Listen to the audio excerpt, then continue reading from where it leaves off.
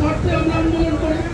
পৃথিবীতে যতদিন শোষক শ্রেণী থাকবে, সেই শোষক শ্রেণীর বিরুদ্ধে শোষিত মানুষের পক্ষে আমাদের এই সিআইটিউর আন্দোলন আমরা সারা বিশ্বব্যাপী, শুধু আজকে এখানে নয়, লাল ঝান্ডার আন্দোলন সারা বিশ্বব্যাপী।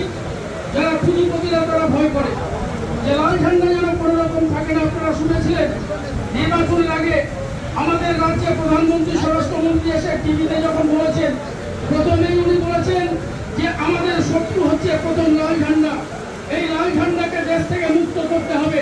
তাই ওনাদের এক এক করে এই ধরনের কাজগুলো শুরু করেছে। আমরা বলতে চাই, না খাওয়া মানুষের সঙ্গে দাঁড়িয়ে লাল ঝান্ডা বুক চিতিয়ে আন্দোলন করবে।